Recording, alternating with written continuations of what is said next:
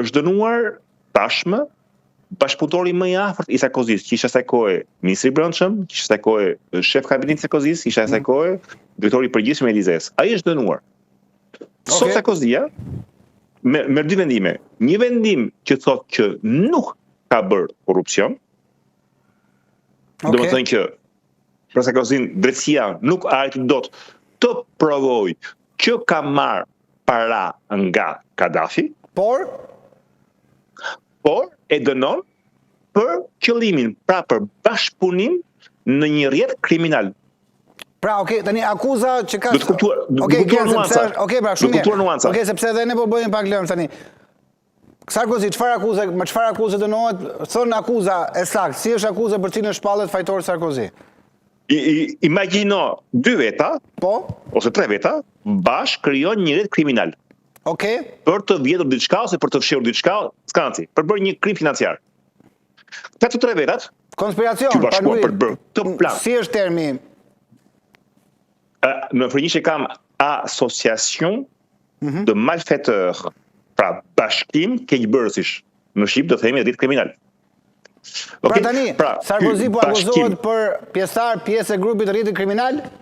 Akuzohet tani, kujdes, themi tutem, jemi në ditim sot, është dënuar, nuk është akuzuar. Është fajtor. Është akuzuar. Nuk është, dhe njërë, është akuzuar se ka marrë para në këtë pikë, ky grupi kriminal që ka marrë para nuk u provua nga drejtësia, pra nuk është i shfaqësuar që nuk ka bërë korrupsion, nuk ka marrë para, por akuzohet se ka hyrë në bandë. Do kuptuar nuanca edhe një herë. Do neve krijojmë një bandë bashkë. Banda do shkonte do viste një bank, për shembull. Nuk ajta do ta vjedhë bankën, pra nuk janë marrë para, tu je i shfaqësuar, por i dënuar sepse hyrën në bank. Kjo është sot. Tani do dëgjohet tani vendimi se sa vite do marr burg për këtë hyrë në bank, në bankë, fal.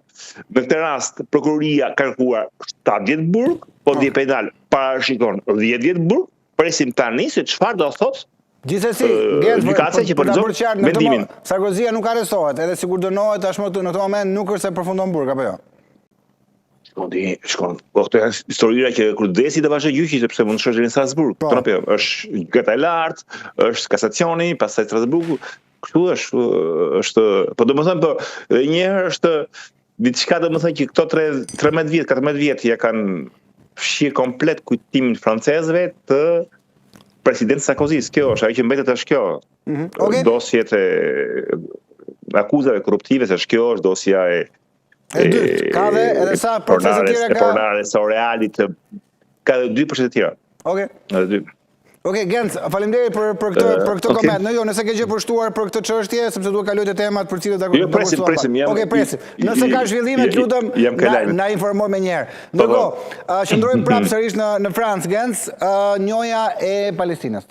Të ndalemi pak tani te kjo çështje. Çfarë ishte paralajmëruar, por çfarë impakti ka, çfarë do të sjellë, si ka qenë reagimet Francë pas këtij vendimi zyrtar të Macron për ta njohur Palestinën?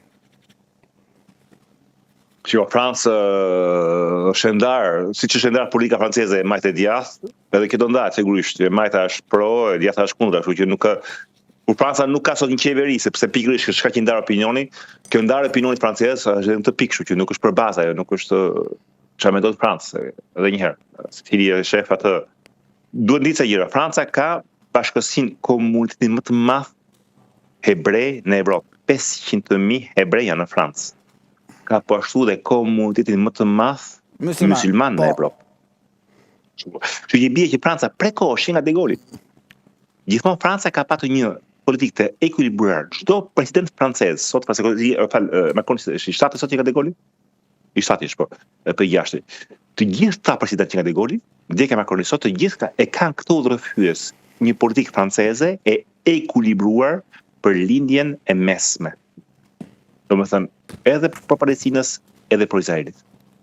Gjermania thotë, unë jam për Izraelin, atë që ka bërë Hitleri jetë të botërore, ne Izraelin shëbat për një pashtu. Franca është i vetmi vend që ka këtë politikë të ekuilibruar. Anglezët po ndryshojnë pak se deri tani ishin çfarë bën amerikanët. Po ndryshuan tashmë dhe janë. Franca, dolën kundra, Amerikës, Britania.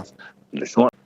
Po, sepse Amerika doli kundra dhe shpër gjëra tjera, domethënë, që me dosjen e Ukrainës që pati u bombardua British Council turp në Kiev dhe Trump tha asgjë, anglezët e morën shumë keq të punë. Po janë tema tjera, do hym ke marrëdhëniet Britania e Madhe, SBA. Kështu që kjo njohje çfarë do të them? Kjo njohje nuk është simbolike sigurisht.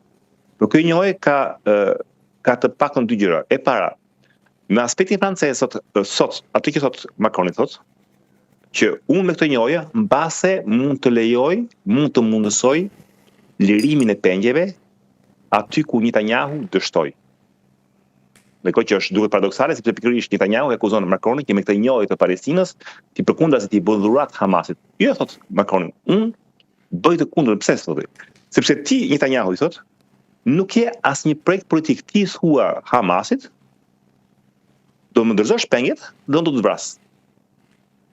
Të thot Macroni Netanyahu, do logjikisht ti nuk ke asnjë karrot për ata. Për palestinezët. Ti sot i thot Macroni me Netanyahu, ti sot ke thua që ke vrarë 12.000 nga Hamasi, po ashtu thua që 12.000 janë zëvendësuar prapë. Domethënë, është një organizat që ti brita e prapë ri për të rijet. Domethënë ti sot nuk ke asnjë projekt politik. Nëse këtë që po bëjnë thot Macroni, duke njohur Palestinën paktën e ujja po tyre një projekt politik. Mbi bazë direkt mund të negociojmë. Do me thënë, unë e njoh, por do sjell ambasadë vetëm kur ti do të lirosh penjet. Kjo është pak a shumë ajo që jep si justifikim Macroni, po që sigurisht në Izrael hidhet poshtë për parë, do të thënë gjithë izraelitët, je dakord me këtë tezën personalisht? Je dakord me tezën e Macronit?